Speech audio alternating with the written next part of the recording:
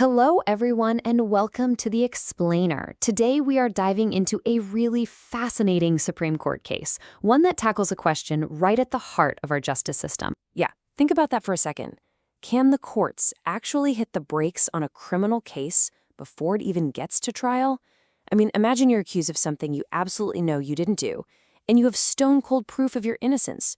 Should you still have to go through the whole emotional and financial nightmare of a trial? Well, that's the exact problem we're going to unpack today. And our story, it doesn't begin in some stuffy courtroom. It starts with a personal tragedy. This is the case of Rajiv Thapar versus Madan Kapoor. And believe me, the human stakes couldn't have been higher. So here's how it all went down. Just a year into his marriage, Rajiv Thapar's wife tragically passes away. But right after this horrible loss, things take a turn. Her father files a police report accusing Thapar of dowry death, specifically of poisoning her. But then, during the investigation, a neutral medical board looks into it, and their report is clear. The cause of death was heart failure. They found zero trace of poison. You'd think that would be the end of it, right? Nope.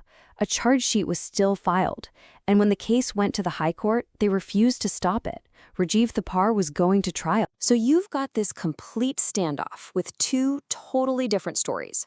On one side, you have what looks like hard scientific evidence, a pre-existing heart condition confirmed by an official medical board that found no poison. The defense argued the allegations were just suspicion. But on the other side, you had the prosecution's claims that the deceased's face was blue, which they said suggested poison or even strangulation, and they brought up a history of alleged harassment over dowry. And this brings us to the real legal gridlock at the heart of this story. It's a situation where even compelling evidence just wasn't enough. Thapar had this seemingly definitive proof, so why was he still facing a trial?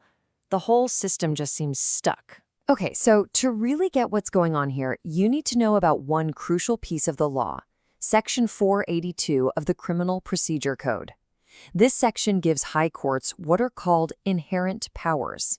It's basically a special judicial tool that lets them step in and stop a case if it would prevent an injustice or stop the legal process from being abused. It's supposed to be a really powerful safeguard. And that leads us to the million-dollar question, right? If this power exists specifically to prevent situations like this, and the medical evidence was so clear-cut, why didn't the High Court use Section 482 to quash the whole thing?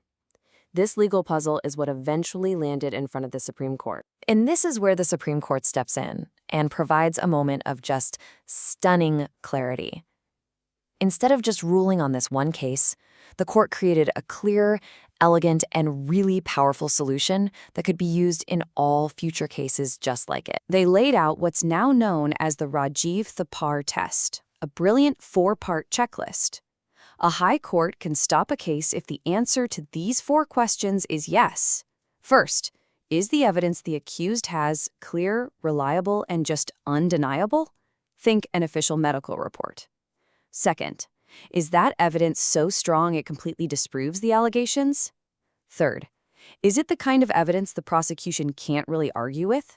And finally, number 4, knowing all that, would going ahead with a trial be a clear abuse of the legal process? And the Supreme Court was very clear about why this power is so critical. It's not just about protecting one person. As you can see in the quote, it's about protecting judicial time and saving the entire system from being clogged up with false cases.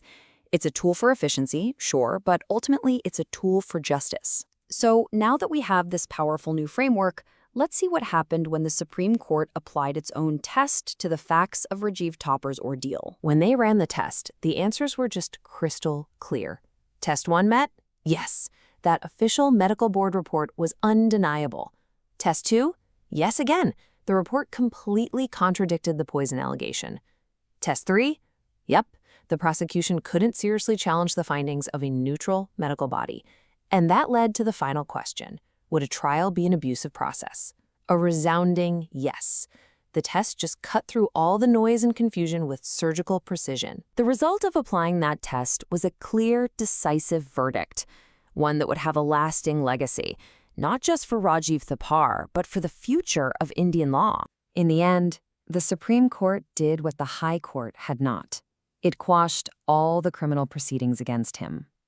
After that long, painful, and no doubt terrifying journey, his ordeal was finally over. And this wasn't just a win for one man. This single case created a landmark judgment. The Rajiv Thapar test became the law of the land, a critical shield that gives an innocent person a real chance to stop a malicious or baseless case in its tracks before it has a chance to ruin their life. Ultimately, a ruling like this makes the entire legal system stronger.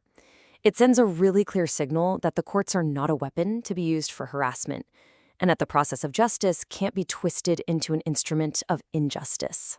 But this leaves us with one final, very important thought to chew on. The test is tough to meet, right? It requires undeniable proof. And that brings up a really complex question.